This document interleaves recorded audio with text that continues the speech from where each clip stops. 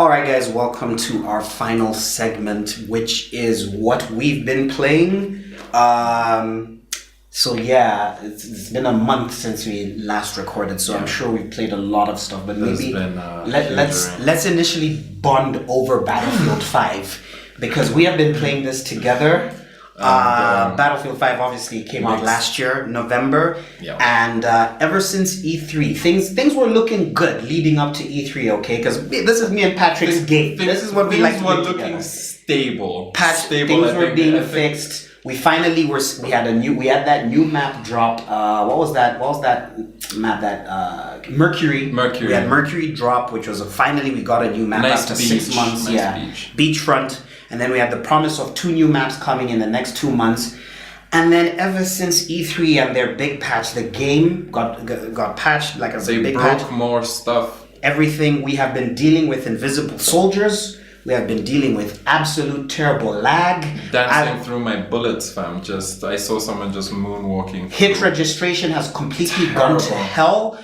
I mean, Patrick, what the hell are DICE doing? What the hell are they thinking? The bit Al-Sudan map out a long time ago. This game came out a long time ago. November. And every time I log in, I just see an advertisement of what skin you want me to buy. Crazy. Fix your game. Yeah, please, because the thing, before I even rant too much, is there is such a fun core game underlying all the BS. And that is the only reason, that is the reason why we're still trying to stick with it, because there's such a fundamentally first-class FPS buried underneath a mountain of crap. Al-Sudan map, we're meant to get at the start of June, has been delayed for visual problems or whatever, and the map that was meant to come out after Al-Sudan is coming out first. You know what I mean? Because of game-breaking bugs. So now we're being starved of maps again. The invisible soldier issue is just absolutely crazy. So how long did it take for the first map to come out? It feels like it has taken too long. Too long for maps to come out. It was about 5-6 months to get that map. So I've been playing a lot of Battlefield like the last 3 weeks because there's such a good core game underneath it. But to be honest, I don't know how much longer I can actually stick with this. I think it's a situation where I'm putting, because I need an online multiplayer game to carry me through my single player all the time. And I'm thinking I'm going to pretty much be dropping BF5 and I'm going to Apex. I'm going to start playing Apex and I'm going back to PUBG. I felt slightly intimidated. I'm totally in your position. I understand what you're saying. You need that multiplayer game to just carry you through your single player games. And there are times where you just want to log in, have a good or bad game, but you just want the experience to be a clean finished game. Polished. But if I'm logging in, you throw me an advert, it takes me long to get into a server, the latency is through the roof, and then now I'm not enjoying my time anymore in your game.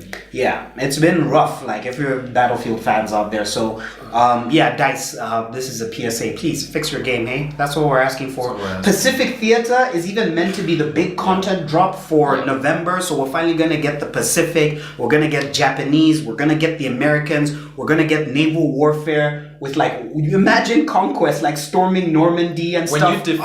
When you defend a sector successfully with your teammates, it's just a constant chaos and the destruction, and then you survive and you win. It is an amazing feeling. Yeah. But when bugs start to play, it takes something away from it. It really does. So that's my Battlefield rant. I'll probably have an update on the next pod because I'm saying I'll quit, but I'll probably go back to it. We're gonna go back. We're gonna keep going back until hopefully something changes. But moving on from that, what else? I started Ninokuni 2, the Revenant Kingdom. Cool. Yeah. In a time where I have been playing also Assassin's Creed Odyssey, in a time where I've just been playing these huge open world games where it sometimes feels like you're overloaded. Playing a compact, clean, and limited world where the systems just work. Oh, it feels so good. Time-based RPG? I mean, sorry. No, it's not time-based. Okay. Yeah, no, it's not time-based RPG. It's very it's real time. It's interactive, and you can change different attributes to your party members. It's a tactic tweaker. So then the more points you add to a certain type of enemy, the more damage you deal with it. You can easily switch between your three party members. Okay. They've got different weapons, one melee and then one ranged. And it just feels really good. The cartoony animation. I hope it's playing over. The cartoon animation makes it feel like it's a fairy tale. And there are times where I thought when I first started, I was just like, ugh, look, I don't know what I'm playing here. Yeah. And then when you finally get into it and you feel the combat and the characters involved, it's a really solid game. Pretty good. Yeah, the story is more about you just developing your kingdom. So the more attributes you get, you bring more people to your kingdom, and then they can work in there. That's the city building. There's the city building aspect, there, and those provide perks for you to discover items and improve weapons. Wait, Ninokuni 2 is the one where you start off as the president, right? There's a president, and then you get sucked into this world or whatever? Yeah, there's a disaster on a bridge, and then he gets somehow transported into this magical world where there's a coup taking place and the king is being overthrown. So it's a president meets a child king. It seemed ridiculous at the time. It sounds crazy. Yeah, it seemed ridiculous, but once you get into it and the hand holding kind of just it's done after about 4 hours, and then it feels good. It's a really good game. Did you play one? I didn't play one, but I'd like to play it once it's released on PS4. Oh yeah, because they're remastering it. Yeah. And finally, I've been playing. I am very close to beating Devil May Cry 5. Okay, you enjoying that game? Yeah, it is just a fantastic action game with enough gameplay systems, because this Devil May Cry 5, you actually have 3 characters. So you have Nero, if you guys remember from Devil May Cry 4 with the demon arm. So you have him. And his thing is like his unique mechanic is that he has he's got different arms he can slot on, and they're called like devil breakers. So each arm has its own 2 special attacks, and there's like about 10-12 different arms that have their own special attacks and everything. And when your arm breaks, so you build your loadout. So when you're doing an attack, for example, and if an enemy hits you, your arm will break, and then you'll move on to the next arm in the slot. Does it only have to be hit once? Yes. So it's a risk reward. Like if you're in a crowd of enemies, and you're like, oh, I want to do my ultimate special with my gun, and you press circle at that moment in time, and you're just being hit, then it will freeze and your arm will break and everything. So you have to kind of time it at the right time. Yeah. So that's Nero, and then we have Dante. Obviously, he's right there with his classic ebony pistols. He has rocket launcher as well. He has a shotgun, and then he has his different. He has a sword, and then on top of that, he has 4 different styles. So he has, you can be like stylish, you can be defensive, you can be, which is called Royal Guard, you can be gun specialist, and you can be, did I say stylish? Yeah. And you can, I'm trying trickster, sword master. So you can swap in between all those 4 styles, and with your weapons as well. So that's crazy. And then on top of that, you have V, who is the newest character added to the game. He's so cool. I think he's my favorite character. So the cool thing with him is and he fits into the story in a really cool way as well. The cool thing with him is he actually has a demon panther and a demon bird. So the bird does blast attack, kind of like your gun when you press square. So it kind of does that, and then your panther is more your melee attack, like your sword with triangle.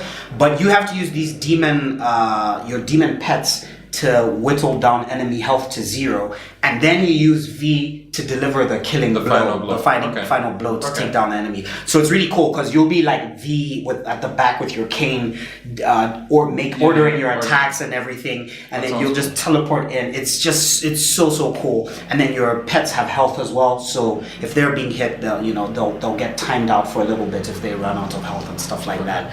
But what happens when the enemy is attacking? Are you controlling V and you dodging? Yeah. You dodging have to the- dodge as well. Yeah. Okay. You But don't- he's not using any of his.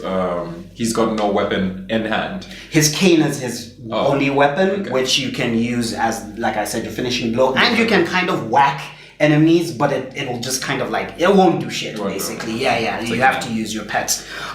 So yeah, like there's just like layers upon layers of gameplay systems that are just put into this game, and it is just fantastic to play.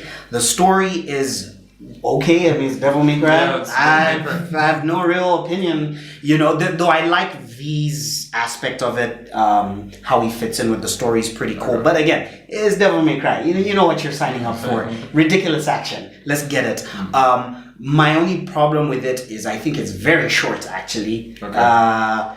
You know, I don't know if you probably played like there's a lot of gameplay systems and it's very polished and it's meant to be replayable, but running through the story, man, it's so short. You can beat it really quick because each mission is it's quite short unless you're dying a lot. So it's a bit too short for my liking. I'm pretty much on the last ball. He's just been kicking my ass and I haven't gone back to it. Okay. But yeah, so I would highly recommend it though. I'm pretty sure it'll do well on Game of the Year next year. I have a feeling. Okay. Yeah. So I think that's it. Unless you got anything else you. Well, I just started Assassin's Creed Odyssey. Okay. I Here's know to the next 90 hours of your life. Yeah, I know I'm late to the party, but. Cassandra? Yeah, Cassandra. Good man. Good Always. Man. Good man. It is overwhelmingly big. Yeah. There are times where I get paralysis. Yes. And I just log in and I'm just like, what am I doing? You know, and I have to go through the quest log and I'm like, do I want to do this today? Do I want to clear out this whole island? I don't know what to do. But the grind is real when it comes to weapons and gear. Yeah.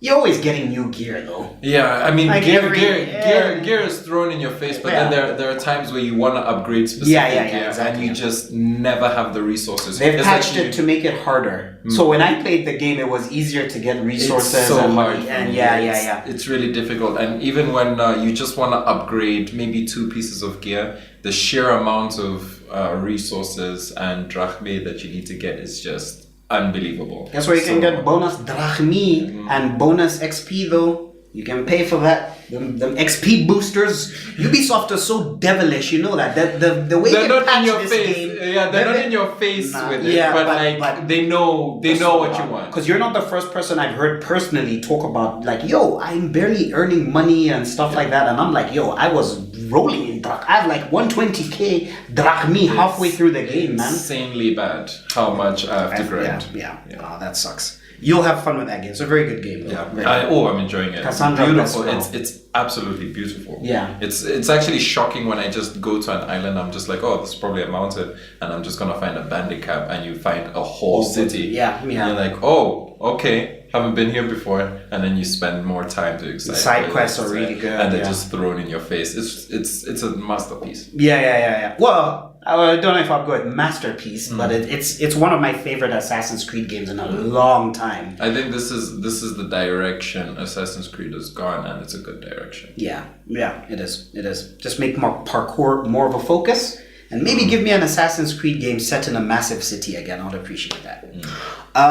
So I think that's gonna wrap it up from us. Hopefully you guys enjoyed this segment. Hopefully you enjoyed the entire podcast. And thanks for sticking through. Yep. As always, we're going to wrap it up there. You can find me on Twitter at Ole_Gunner and Patrick. Pato_Kafu. Make sure to just give us a follow. IncntrolGaming ZM as well on Twitter.